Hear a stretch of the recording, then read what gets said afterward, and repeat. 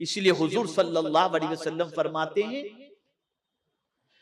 कि आयत करीमा के अंदर अल्लाह ने हर परेशानी का हल रखा है। ये भी बहुत तफसीली गुफ्तगू है, फिर कभी मैं अर्ज करूंगा इंशाअल्लाह।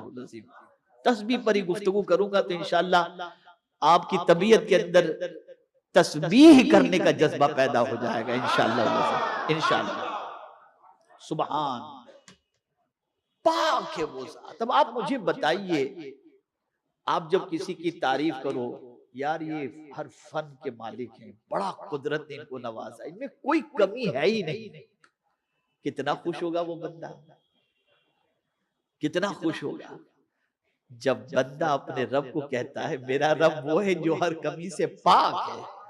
तो मेरा मौला इतना खुश होता है जिसकी कोई बेपनाह खुश होता है। इसीलिए हर जगह सुबहान रखा गया, जहां जहां अहम मौके आए वहां सुबहान रखा गया। आपने पहाड़ देखा तो देखे सुबहान अल्लाह, कौन है इतना खूबसूरत पहाड़ बनाने वाला, पैदा करने वाला? मेरा मौला है। मेरे प्यारे आका सल्लल्लाहु तआला अलैहि वसल्लम के प्यारे दीवानों, इसीलिए आकाए करीम सल्लल्लाहु अलैहि वसल्लम ने एक मकाम पर इरशाद फरमाया कि जिसने दिन में, गौर से सुनिएगा, जिसने दिन में 100 मर्तबा सुबहानल्लाहि व बिहम्दिही पढ़ा, अल्लाह उसके गुनाह को माफ फरमा देता है, चाहे उसके गुनाह समंदर के झाग के बराबर क्यों ना हो। 100 मर्तबा दिन में अगर किसी ने पढ़ा तो सुबहानल्लाहि व बिहम्दिही। मेरे प्यारे आका सल्लल्लाहु तआला अलैहि वसल्लम के प्यारे दीवानों, इसी तरीके से एक और मकाम पर आकाए करीम सल्लल्लाहु अलैहि वसल्लम ने इरशाद फरमाया, जो शख्स ये पढ़े सुबहानल्लाहिल अज़ीम व बिहम्दिही, तो अल्लाह ताला जन्नत में उसके लिए एक दरख्त लगा देता है। और बुखारी की आखिरी हदीस के अंदर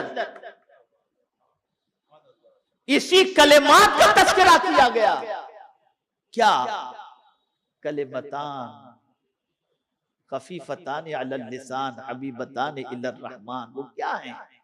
सकीलतान फिल मीज़ान, वो क्या है?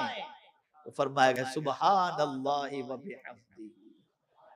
वो दो कलिमे जो अल्लाह को बहुत महबूब हैं, ज़बान पर हल्के, मीज़ान पर भारी, तो क्या है? सुबहानल्लाहि व बिहम्दिही सुबहानल्लाहिल अज़ीम।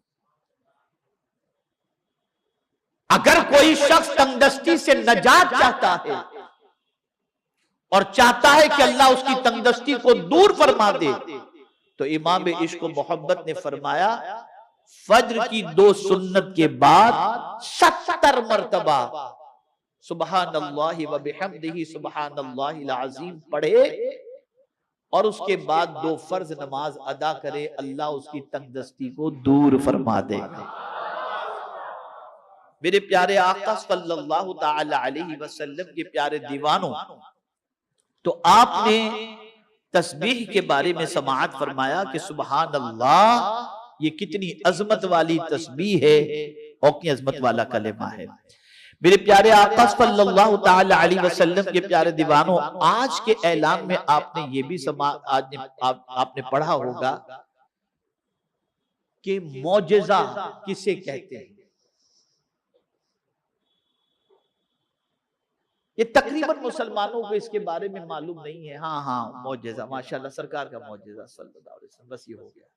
मौजिज़ा किसे कहते हैं, इसको समझोगे ना तो उसके बाद सरकार सल्लल्लाहु अलैहि वसल्लम की अजमत भी आपको समझ में आएगी। मेरे प्यारे आका सल्लल्लाहु तआला अलैहि वसल्लम के प्यारे दीवानों, अल्लामा तफ्ताज़ानी रहमतुल्लाह तआला अलैह मौजिज़े की तारीफ में लिखते हैं, मौजिज़ा किसे कहते हैं उसके बारे में, ऐसा काम जो खिलाफे आदत हो। क्या हो? बोलिए। जो खिलाफे आदत हो और ऐसे शख्स के हाथ से जाहिर हो जो नबूवत का दावा करे, और मुनकिरीन को, यानी दावा कौन करे? उस फेल के हवाले से जो खिलाफ आदत हो रहा है, इसका दावा करने वाला कौन हो? नबी हो। इसका दावा करने वाला कौन हो? नबी हो। लेकिन इस दावे का अगर कोई इनकार करता है तो नबी उसको चैलेंज करते हैं कि तू ऐसा ही काम करके बता दे, और अगर वो नहीं बता सकता तो उसी को कहते हैं मौजिजा।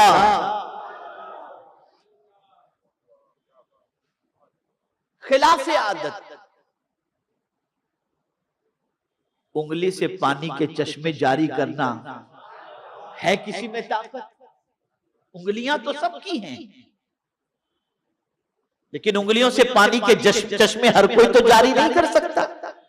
दरख्त को बुलाओ, दौड़ता हुआ आ जाए, ये कोई कर सकता है? नहीं कर सकता। पानी खारी है, लो आब दहन डाल दिया, मीठा हो गया, कोई कर सकता है? अरे हद तो ये है कि कंकरी को कह दे तो कलमा पढ़ ले, कोई कर सकता है? नहीं कर सकता।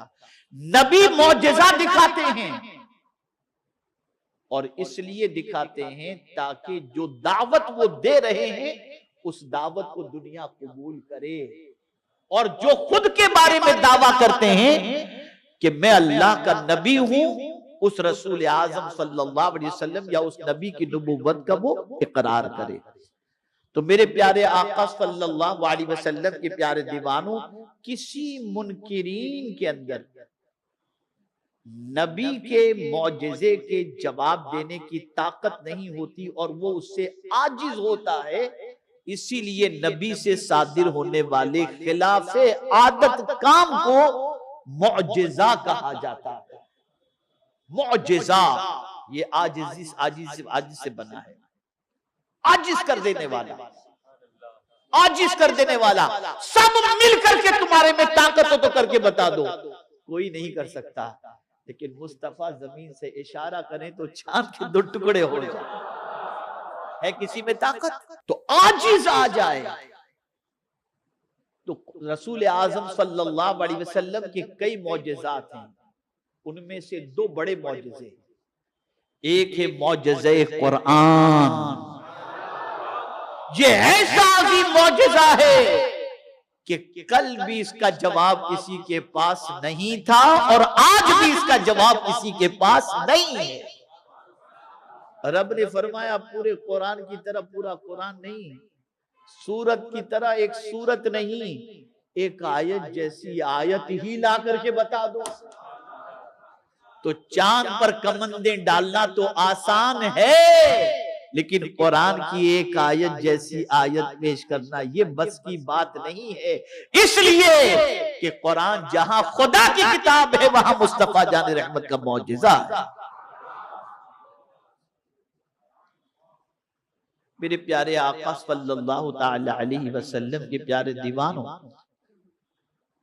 मौजिज़े की 2 किस्में हैं, एक हिस्सी है और एक अकली है।